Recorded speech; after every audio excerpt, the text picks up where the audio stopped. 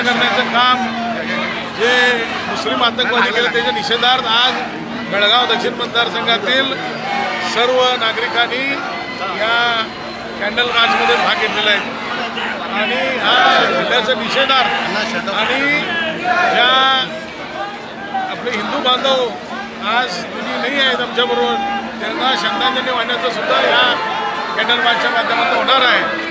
आपला एवढंच विचार आहे की या पाकिस्तान भविष्यकाळामध्ये नक्षेमध्ये राहता कामा नये हे देशातले जनतेचं भावना आहे आणि जनतेचं भावना सरकार समजून घेतलं आहे असं मला वाटतंय आणि भविष्यामध्ये जे सरकार निर्णय घेईल त्या निर्णयाला संपूर्ण भारतीय आणि त्यातल्या त्यात बेळगावकर संपूर्ण सरकारच्या पाठीशी राहतील असं मी आशा म्हणतो। बेळगावच्या दक्षिण विभागातून सन्माननीय आमदार अभय पाटीलच्या नेतृत्वाखाली हजारोच्या संख्येने कार्यकर्ते जनतेच्या संख्येने निषेध मोर्चा आज आपण बघत आहोत।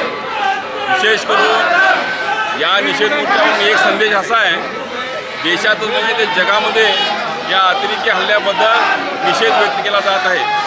एकूणच पाकिस्तान आजपर्यंत जे कारवाई केली त्याचा बदला भारत देश घेईल आणि सन्माननीय मोदीजींना आमच्या देशातर्फे एक विनंती आहे, कोणत्याही परिस्थितीत अशा हल्ल्याचा बदला आम्ही घेतला पाहिजे अशी जनतेची खूप भावना आहे। गली गली में शोर है पाकिस्तान चोर है, गली गली में शोर।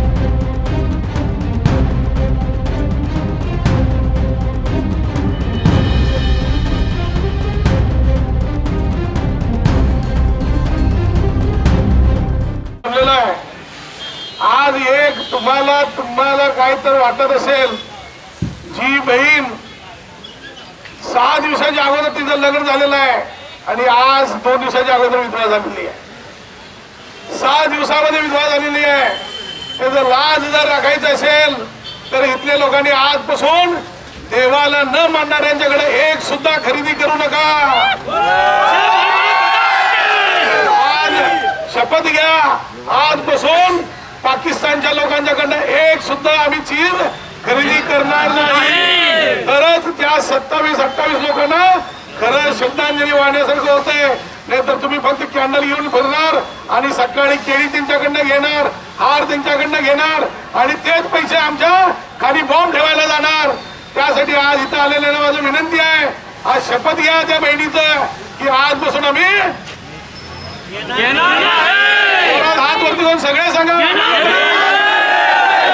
हात उचलून शपथ घ्या खरेदी पाकिस्तानच्या लोकांकडे रिक्षामध्ये खरेदी हार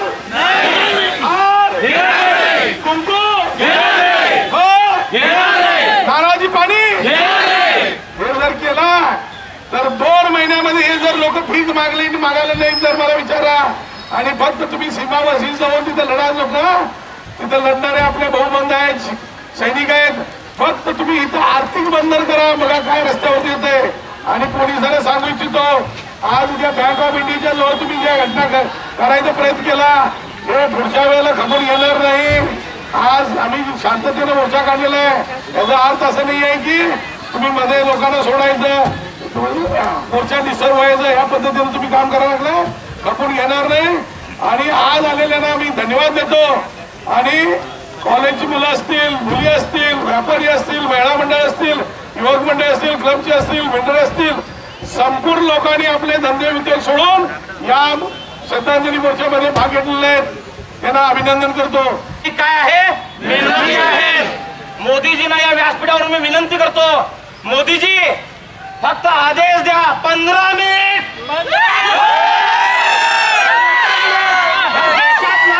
आणि बाहेरचा सुद्धा प्रश्न 15 मिनिटांमध्ये संपवायची ताकद आज सुद्धा या हिंदू समाजाच्या मनगटीमध्ये आहे। आज आमच्या हातामध्ये फक्त मेणबत्त्या आहेत, याचा अर्थ कोणी समजून घ्यायचा नाही, तलवारी आपण बाजूला ठेवलेला आहे, पण लढायचं अजिबात विसरला नाही। हा छत्रपती शिवाजी महाराज, धर्मवीर छत्रपती संभाजी महाराज, संगोळरायांना आणि वीर राणी कित्तूर चन्नम्माचा हा मावळा लढायचं विसरलेला नाहीये।